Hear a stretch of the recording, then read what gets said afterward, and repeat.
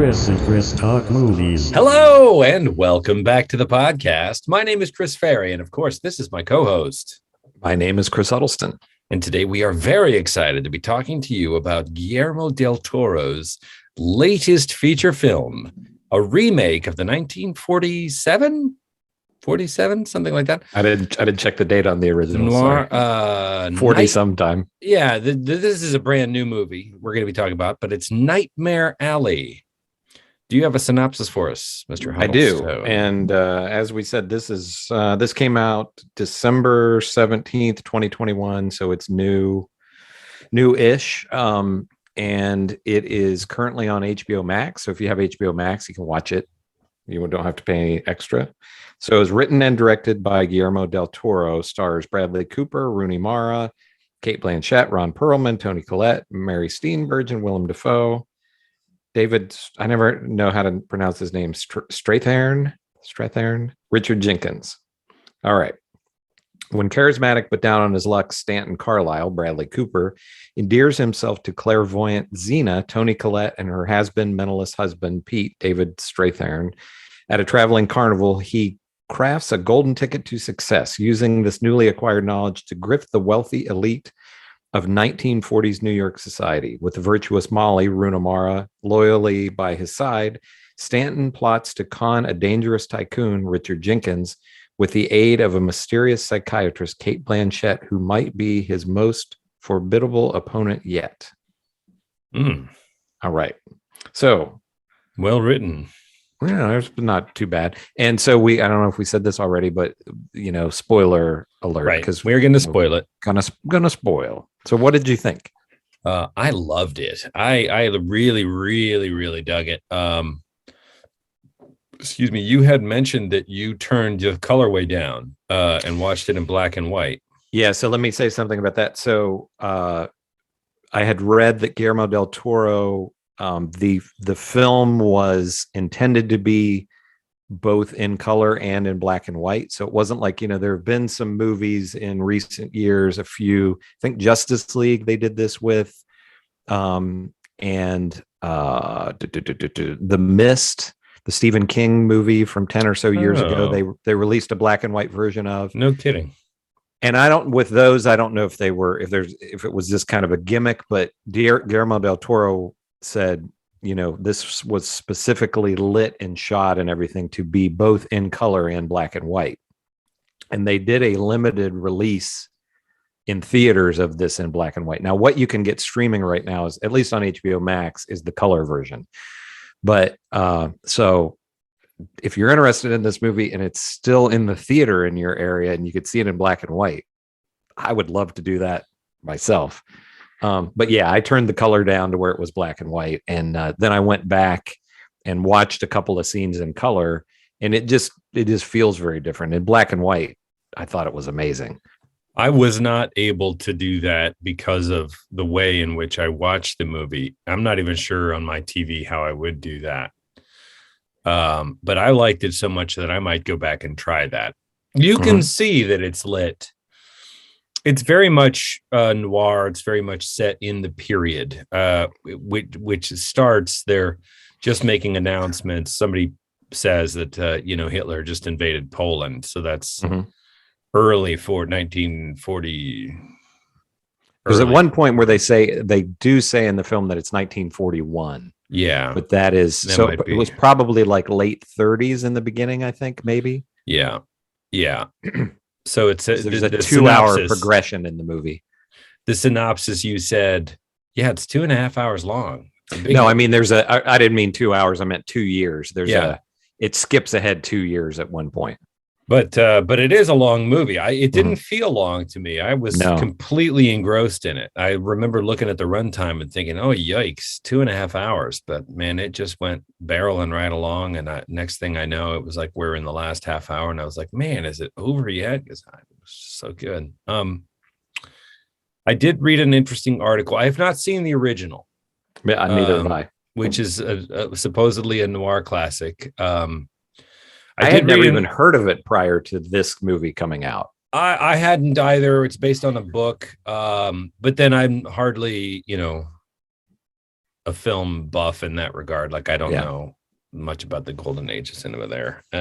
Same here. But I did read an interesting article that talked about the differences between the two films.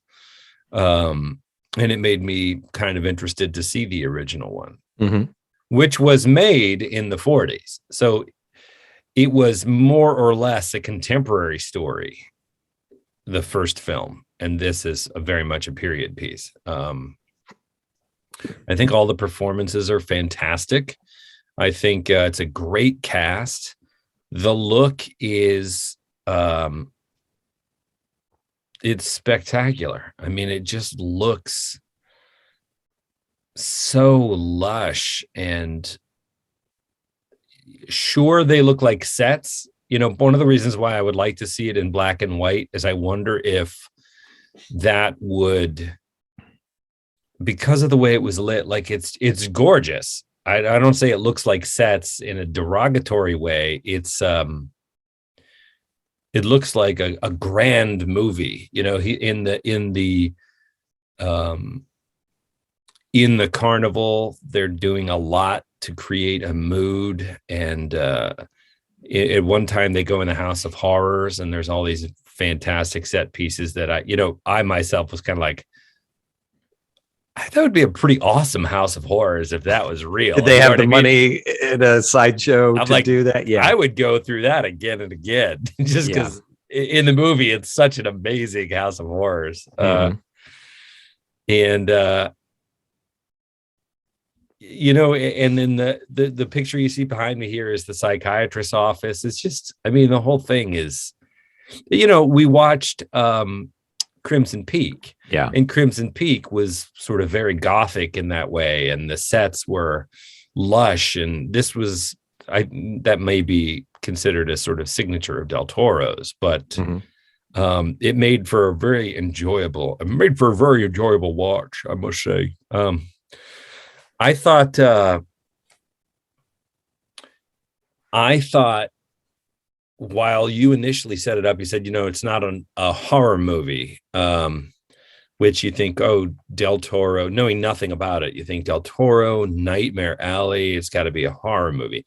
And it's not a horror movie, but there are definitely elements of the supernatural in it. The guy is a mentalist, right? So he's a con man, but his angle is reading people's minds and touching the spirit world, and people keep warning him, don't make it a spook show, right? Don't talk to the dead or talk about bringing back the dead. And of course it veers that way to negative result as predicted. But there are characters in it that do monstrous things, and so there are monsters in this movie. They're just people. Yeah. I really loved it. What were some of the things that stood out to you that you wanted to talk about? Yeah, so I loved it as well, and I am a big Del Toro fan. Almost everything that he's done, I've loved. When you bring up the monster aspect, I was thinking, I believe this is the only film that he's done. So it does get into these. Bradley Cooper becomes a mentalist, and he starts out at this sideshow, and he kind of picks the brain of this older guy there and learns all of his tricks, and then he uses that to go on and then do his own thing, and he's after a couple of years he's making a lot of money, but it's all fake. He's a con man, and so he sets up this wealthy man, played by Richard Jenkins, who was it his wife or girlfriend? I don't know, that had died. And he does this con that he's communicating with her. And in the end, the ultimate con is going to be, she's going to appear to him, which he uses his wife, Rooney Mara, to dress up as women and everything. And I kind of thought maybe it being Del Toro, that the actual ghost of that woman might show up, but there is no actual supernatural there are no actual supernatural elements in this. There are no creatures or ghosts or any, which I believe this is the only one of his movies that does not happen in. And that was a bit of a, what the human beings, what the characters in this movie do to each other emotionally and physically is horrifying enough. Oh yeah, for sure. There are moments where you really, I just felt my flesh crawl because I was like, oh, what a miserable, and it's really masterfully done. There's a realization Bradley Cooper makes at the end about the geek. And when that penny drops, when I realized it was slightly different from when the character realized it, I saw it coming a few beats before Bradley Cooper's character did. Me too. And that moment, I was like, oh, yo, that is a masterstroke. Like, I understand that Del Toro didn't create that is the story of the book and then the first film and now this film. But I just thought, oh man. I mean, I guess I don't know why I'm being coy. We should talk about it. One of the things early on is this geek. The guy, and the geek was and I didn't know, I'm not well versed in this, but there was in these sideshows, they had a geek, or they had geeks who would they would kill chickens. So we have early on, there's the guy that's in the sideshow who they present as being half man, half beast, and they throw it, he's kind of down in this pit and they throw a live chicken in there and he, bites it in the neck and then rips its head off. Yeah. And there's a scene where Bradley Cooper goes out with Willem Dafoe, and Willem Dafoe explains to him how they get someone to do that. So it wasn't that the guy is half man, half beast. Willem Dafoe is running the circus, the carnival that he joined. So Willem Dafoe is the sort of boss. He's a nasty piece of work. Yeah. So he explains that, and I don't know if this was real, if this is what they actually did, or if this is just made up for the movie or not. I don't know enough about it, but he said, they would find a guy who was an alcoholic, a severe alcoholic. Bradley Cooper asked him, he's like, where do you find, because the geek gets sick and dies, gets really sick, and they dump him outside of a church or something and ring the bell and run off. But that's that. Like, they're not going to go back for this guy. The implication in the movie is like, he's not going to make it. Like, he gets, and I want to come back to that later because I have some questions that I want to ask you. But go ahead. But he says, where do you find a geek?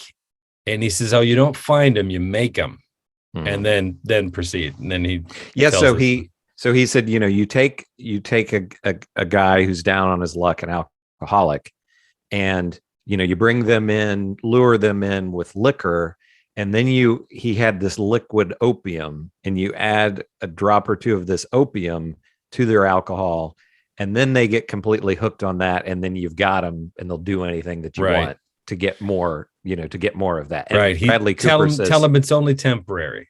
It's only a temporary gig. And then once they get nice and hooked and they think it's Easy Street and they get a hot meal and a dry place to sleep, and and they get used to biting the head off the chicken, which is disgusting, but he's like, you're amazing. It's amazing what people get used to.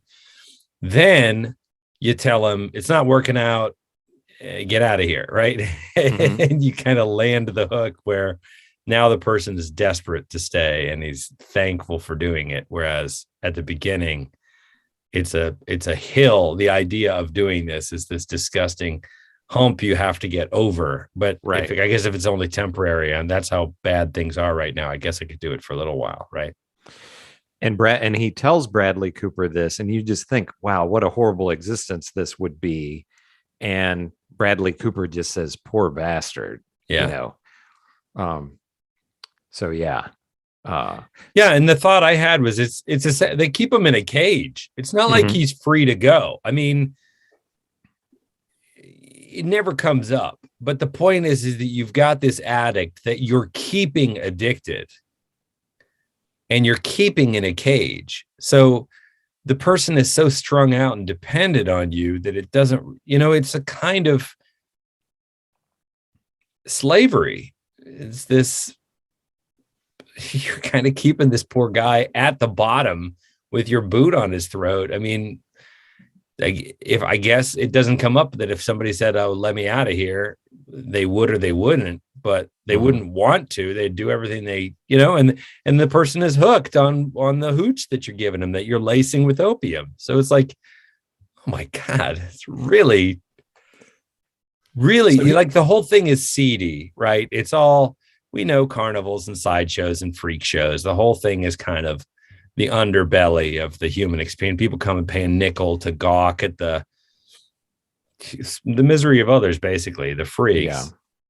But then you think, oh, well, these are a bunch of people that, run this kind of an operation. But when he talks about the geek, you're like, oh, wow, it really is.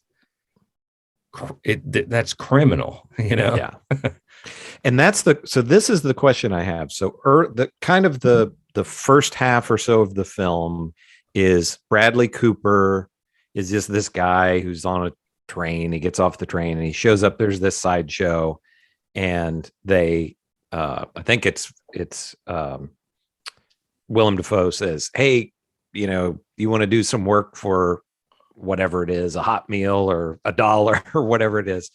And so Bradley Cooper starts working for them, and he seemingly will just do whatever is necessary to do.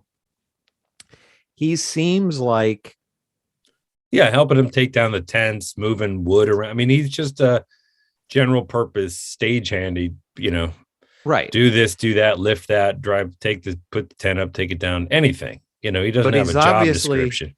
He's obviously a little smarter than maybe the average, drifter would be or whatever. And he starts to quickly learn, particularly he starts to learn from this guy who has this mentalist act. And he comes up with ways that they can improve some things. But he's very much presented as, he's the main character of the film, and he's presented as a reasonably decent person early on. So, for example, the first thing we see him doing is dragging a body into That's true. hole in the floorboards, and we don't know who, and we don't know what, and we learn more about it as the movie goes on. Yeah, I forgot about the first thing we opening. see is there's a body in a burlap sack that he drags into a hole, and then he burns the house down around it. Yeah, and goes walking away. Opening, yeah. And he looks a little shell shocked, right? And he basically gets on a bus and takes the bus to the last stop and gets off and sees I don't know, if a little person crossing the street. It sort of catches his attention, crosses the street over, and just follows the guy back into the carnival. So that's how he we don't know anything about him except he dragged the body in a house and burned it down. Exactly. Yeah. But you're right. His manner is generally not one. He doesn't seem like he's got malicious intent. We don't know what that story is, but we sense that it's complicated. And compared to Willem Dafoe, so there's a couple of different things. So, Willem Dafoe does not treat the geek as a human being. And there's one. So, while he's with the sideshow, Bradley Cooper, he sleeps in the same tent where the geek is. And there's one scene where he's smoking a cigarette and he goes over and, and offers the geek a drag off of the cigarette. And then when the geek is no longer of use, where you talked about where they dumped him off, I think it was a doctor's office, but at any rate, he has a head wound where he's gotten hit in the head. And Willem Dafoe is like, we got to take him to the doctor. So they go in this alleyway and it's pouring down the rain, and, they have to carry him over to the door. They drop him down just in the rain. And Willem Dafoe knocks on the door, rings the doorbell or whatever. And it's like, okay, we're going to take off now. And Bradley Cooper says, we can't just leave him here. And the Willem Dafoe says, who cares? I'm starving. Don't pretend like you care for my sake. So he drags him. Steak and eggs. I'm buying. Yeah. So he drags him over to where he's a little bit under out of the direct out of the rain, rain a little bit. So he at least is, whether he's a good person or not, he at least has some level of human compassion that Willem Dafoe seems to not have at all. But we continually flash back to, and I think it's usually him having dreams of, and it appears to be that same house where he dragged the body, where it's his father on his deathbed, and Bradley Cooper kind of leaning over to him, and he continually wakes up from that. So, but he seems like again, this portion of the film, he seems like he doesn't really seem necessarily like a bad guy, like he's evil, right? So then, we're rooting, we're pulling for him, right? He's the protagonist, and we want things to go well for this guy. But then we cut ahead to 2 years later. He now has this Mentalist act with Rooney Mara, and who he met. She had an act at the carnival, and right, she had an act at the carnival, and he said, "Come away with me," and she did. She falls in love with him, and he seemingly is in love with her too. But at this point, 2 years later, he is pretty much a full-on con man, where he's going around doing this act, but also these people will come up to him afterwards and say, "Oh, my son died, or this person died, or whatever. Could you help me communicate with them?" A private session, yeah. Right. Which Rooney Mara does not really want to have. They call that a spook show, like you alluded to earlier. And he is fully on board now at this point with running these scams on these people. And what I wonder about the film is, was he this person all along, or did the money change him? What do you think? No, I think it was the evolution. I think he was really in love with her when he said, "Come away with me." But he didn't. I mean, like many of us, he didn't know himself very well. Mm-hmm. I think he believes he's a good guy. But as the movie goes on, and as he digs himself deeper into this hole or series of holes, he does things out of desperation. He does things that are increasingly unforgivable. Whether or not the recipient of those actions deserves it or not. You know what I mean? Like he seems to justify his bad actions as he goes. So I think they're doing great. He's on edge. It seems like it's not enough for him, and she's getting sort of sick of the act. And then one night, this femme fatale, this blonde, who we discovered, Cate Blanchette, who we discover later as a psychiatrist, says she's trying to call him on his act. And she says, "No, I think you guys are using a series of verbal cues," because he's wearing a blindfold, and his assistant says, coded things like, "What can you tell me about this object?" Right. And he's using his mind, right? But she's right. It's this. And so she calls him on it, and he calls her on it. And she says, I'm just going to hold up, and you're going to tell me, you use your mental powers and tell me what's in my handbag. Right. And he's right, because he's a keen observer of people, almost uncannily so. And there's another great line where another character tells him,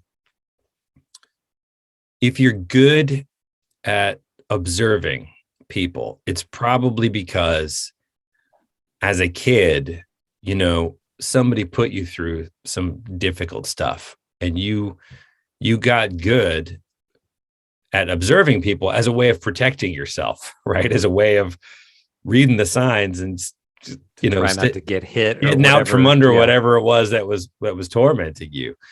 And then he says, but if they really did a number of you, that crack is a hollow, and you never fill it. It's never enough, and it'll never be filled. So there's a lot of lines like that in this movie that are prophecies, really. And that's what this character At first we think it's a crack, and then we realize it's a hollow. And at that point where he decides, she comes over with a judge later, the psychiatrist, and says, I think he wants me to apologize. And he says, why would I do that? You gave me you made this a great show tonight. Thank you. Mm-hmm. And he's excited by her because I think he feels this act with the woman I'm not feeling it for anymore and who isn't into it, isn't going anywhere. Whereas he recognizes in this psychiatrist a kindred spirit at a higher level that's like playing a higher game. And that's when he decides maybe it would be okay to do a private session with this important judge guy. And maybe that would lead to some like another level of income, basically. Right. And maybe even power or whatever.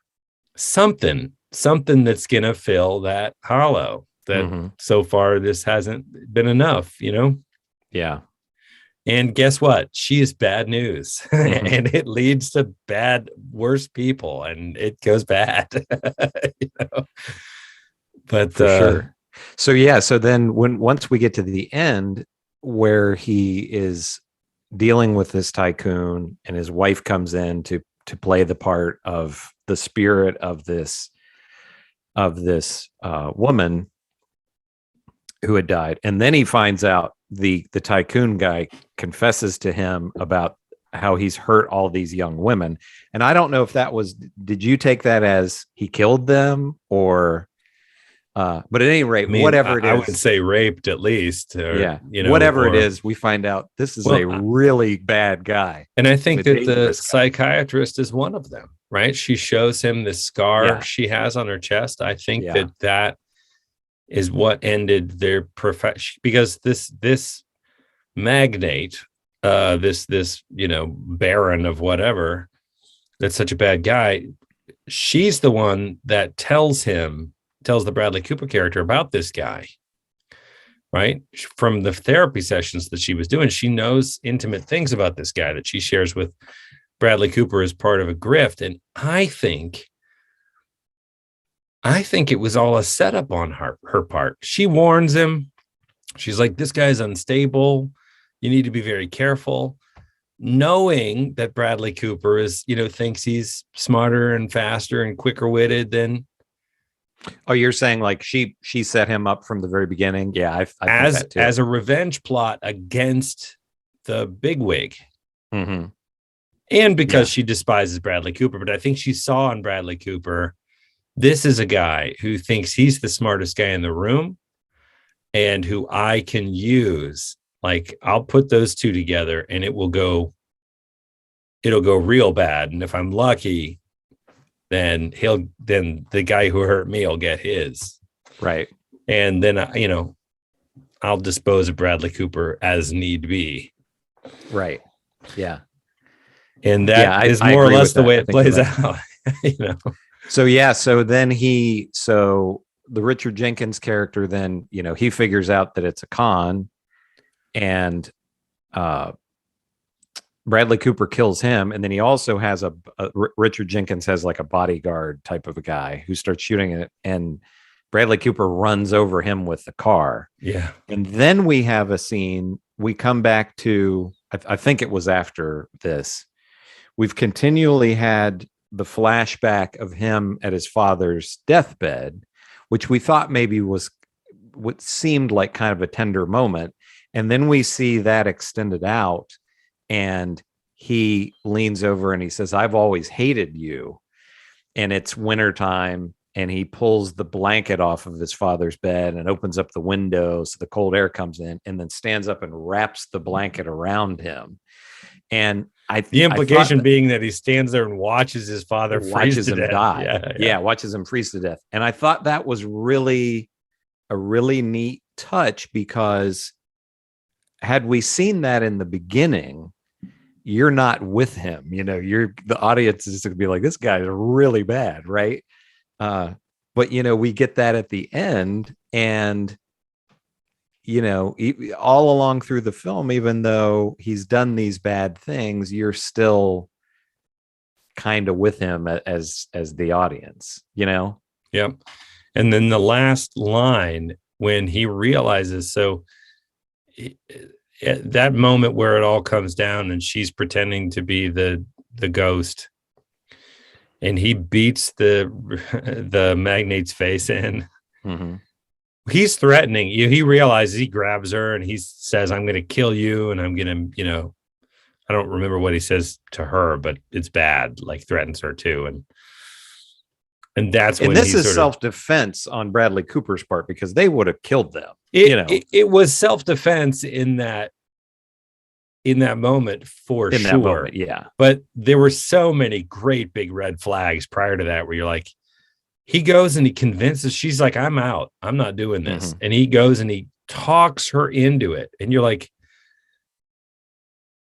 someone's going to get really hurt or killed, man. Like, this is a terrible idea, dude. She says, this is it. I'm gone after this. Yeah.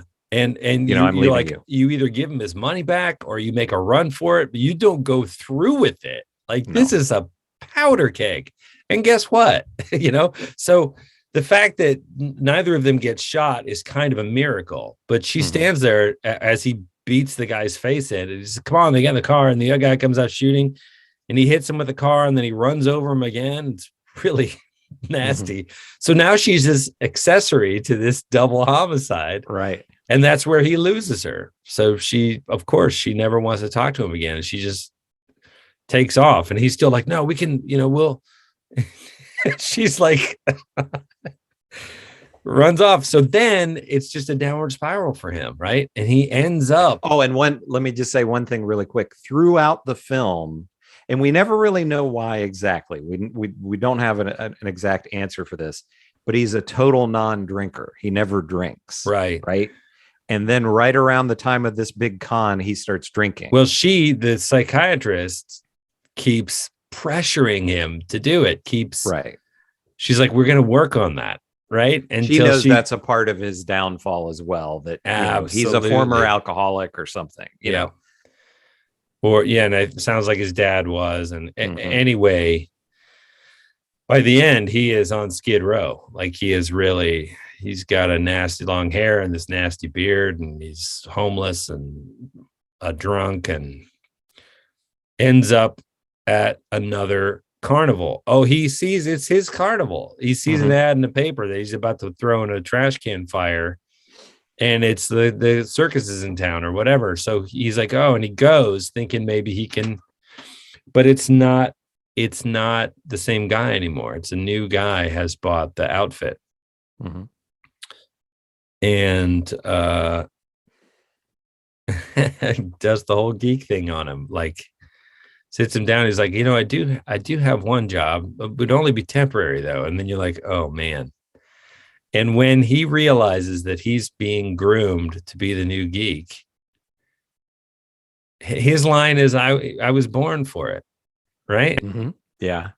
He laughs and laughs a kind of an insane laugh. Mm-hmm. I was born for it. You realize he's never believed that he's any good, right? That's the mind job he's had his whole life. It's just that he's been taught to believe that he doesn't deserve any better than that, and he's no good. And then he spent his whole life trying to prove it wrong. And to himself, by the end, instead, he has proven it true. It's his fate that he has to. Yeah. That's what he believes. Yeah. Yeah, that's what he believes. But I think that the message that the movie leaves me is not that Bradley Cooper was per se born rotten. Mm-mm. Right? So Bradley Cooper, the geek at the end, was not born for it. But he was, apparently in the original movie, the line is, I was made for it. Ah, okay.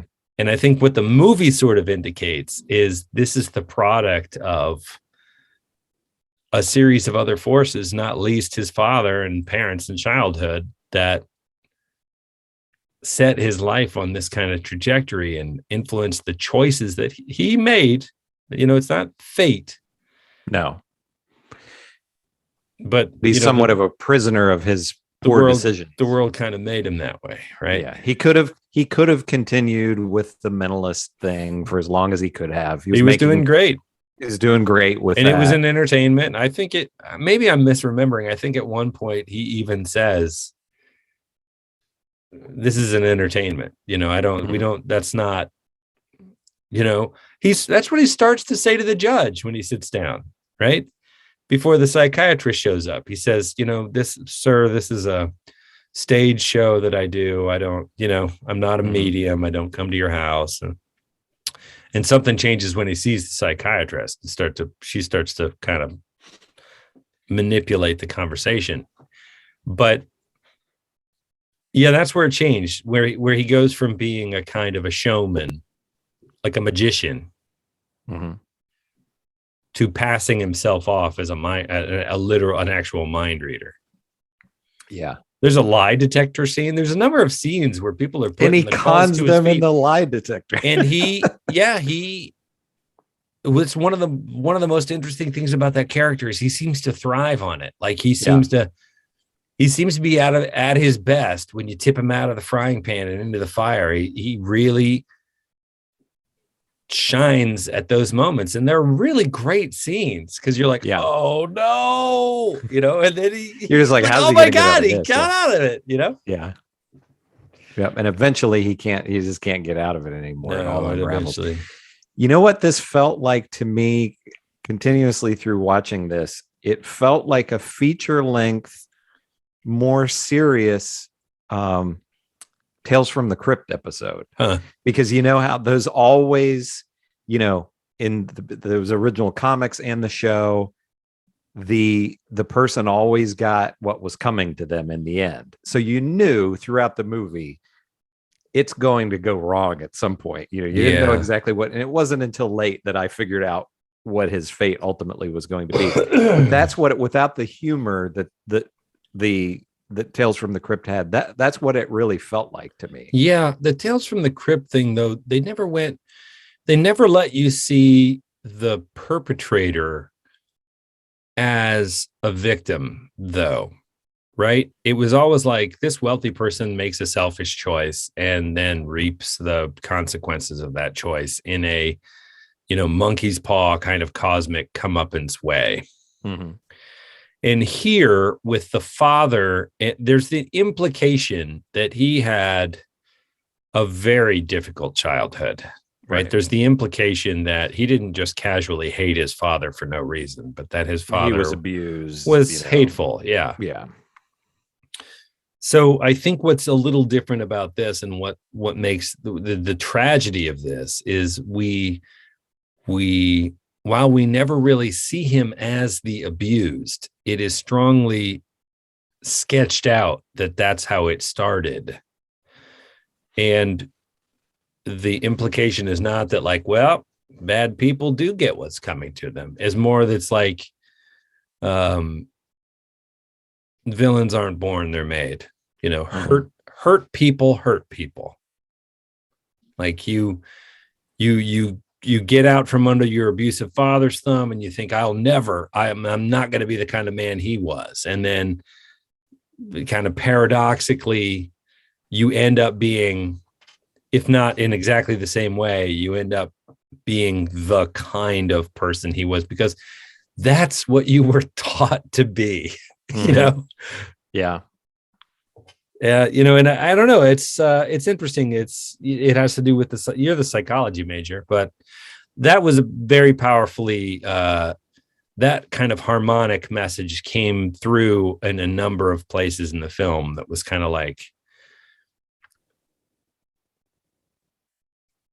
there was a strong, you know, it's like these are all choices that someone's making, but on another hand, it's kind of like, well, if you got that, you know, if it's too big a gap, it'll never be enough and you'll never fill it, you know? Right. And there were a lot of alcoholics. I mean, the circus is not a place where the sense is that it's a sort of a place where society's misfits for one people reason that are running from something. End up don't want to be a part of society in a lot of ways. Getting caught up in that moving, you know, dustpin of human flotsam and jetsam. And right. But Yeah, I mean, I like that because it didn't seem to come down on whether we're all doomed to some fate we ultimately can't control, despite we feel like we are, or if he was actually on a pretty good track. And then, like if there were opportunities where he could have made different choices, if he'd have just listened to the woman who loved him, or took a hard enough look in the mirror, or decided not to have that drink, I mean, it wasn't fate that he met the therapist who was manipulating him and pushing his buttons and pulling his strings, right? I mean, so yeah, I just found it fascinating. Sure. I love to think about it. I love when movies run deeper than just the thing that happens on the screen. And Del Toro wrote this, so he's, I just kept thinking watching this, I'm not sure if there's anybody else working today whose films look any better than his do. You talked about Crimson Peak, which was just a beautiful looking film. And then also he wrote this as well. And I mean, man, what a talented guy, Yep. He was on before Peter Jackson came back on for the Hobbit movies he was going to do. He was at least on track to direct those. That would have been really interesting. It would have been. One little snippet I heard was that they were sort of toying with different designs for Smaug. Mm-hmm.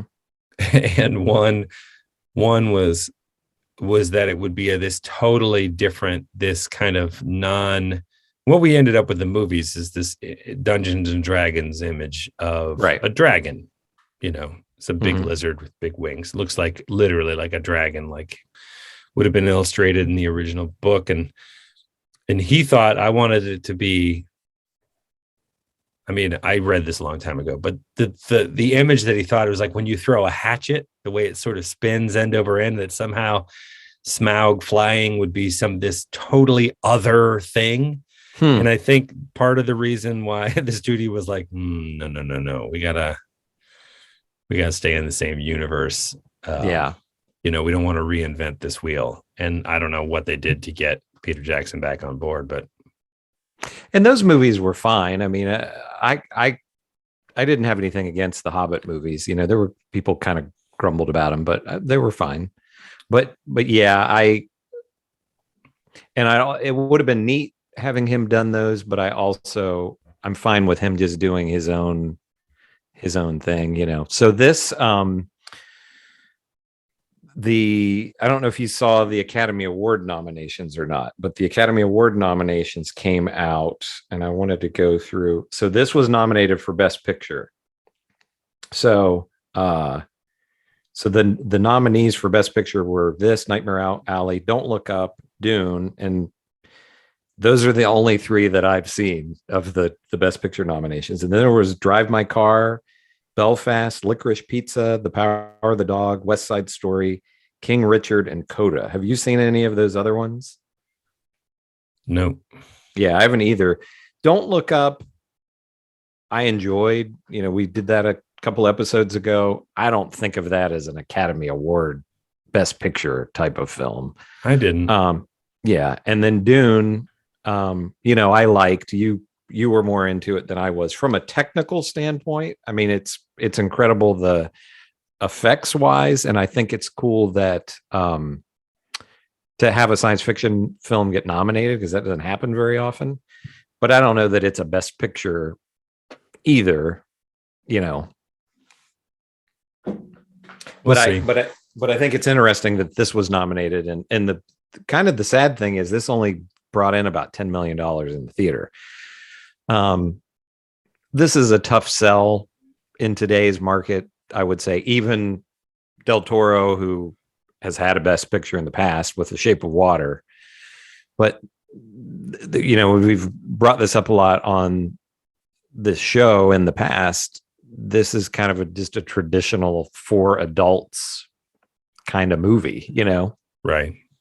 Which, how much audience is there for that in the cinema now? I don't know, but And I regret that I really wanted to see this in the theater and I just didn't get around to it. I wish I had. Yeah.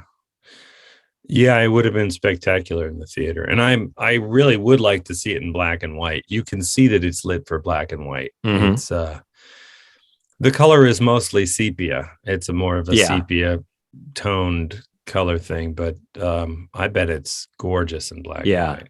Oh, and that was something that I wanted to come back to that you mentioned at the beginning about the sets. So that was when I was watching it, there are a couple of times, and especially in the end, where they're at the mansion of this tycoon guy, and they're outside in this they have sort of like a hedge maze.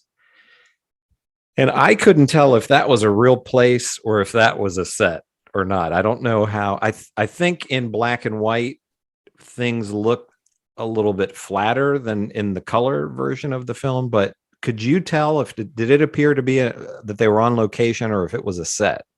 It looked on location to me, but honestly, the action between the characters was so interesting, I couldn't take my eyes off of them. So I didn't spend a lot of time like looking around. Felt like they were outside in a place. Yeah. It didn't feel like it was a background painting or anything. It wasn't like in a bad way that it seemed like a set, but I was just like, is this a real place or is it a set?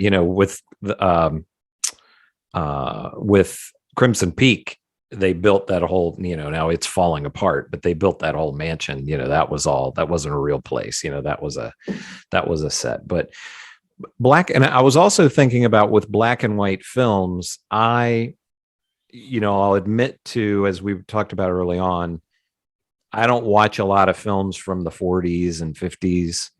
But I love new black and white films. I just think with the cameras and the lenses and everything that they have now, black and white just looks so beautiful. And I was trying to think of, what other things have been released that were really, the only thing that I can really think of is Schindler's List. That was a really big kind of blockbuster film that was in, now that's probably close to 30 years old, but can you think of other big black and white films that have been, again, that's a niche thing. You're not, if they had released this in black and white, it would have done even worse than it did. But didn't they had like a comic book movie after 300? They had a comic book movie, Sin City or something that was black and white. Oh yeah. Sin City was black and white. That was very, very stylized. And it had color aspects of it. But yeah, you're right. That's probably the only other thing that I can think of. But did you see Mank? Nope. That may have had a limited theatrical release, but that's black and white. But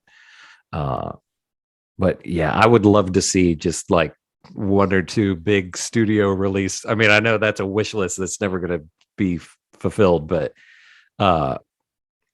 a couple of big studio black and white films a year would just be really cool, but I don't think that's going to happen. But yeah, so I'm guessing you'd recommend this to people. I would 100%. I thought it was fantastic. It's one of my favorite movies I've seen in a long time. Yeah. Same for me. I am considering watching it again. Like if it comes out in black and white for sure.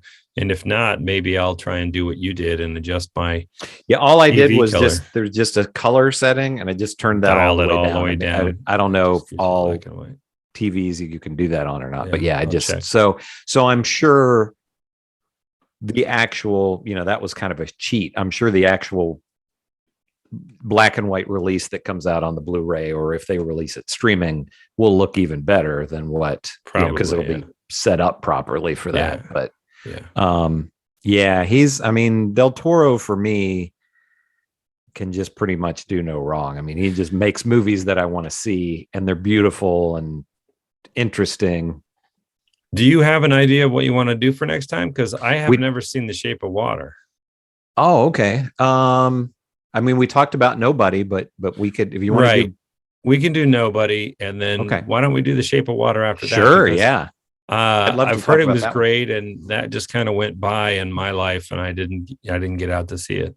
Yeah, that would be great. I would be way into that because I saw it in the theater, and that's the only time that I've watched it. So that's been what, a few years ago, 4 or 5 years. Yeah, so we'll do Nobody with Bob Odenkirk for next time. That's also on HBO Max. Yes, that's also a new film, newish. We're Chris and Chris Talk Movies at gmail.com. We're on YouTube. Maybe you're watching us on YouTube. Hi. Maybe you're listening to us on the podcast. Hello. Thank you for tuning in. If you're on YouTube, help us out. Subscribe, like, leave a happy comment. Something on the socials. We're on the socials. Yeah, that's the spiel. For next time, we're going to do Nobody. We both really loved this film, Nightmare Alley. And yeah, I mean, that's all. That's about it. Do you have anything else you wanted to add? That's all I got. Excellent. In that case, we will talk to you next week.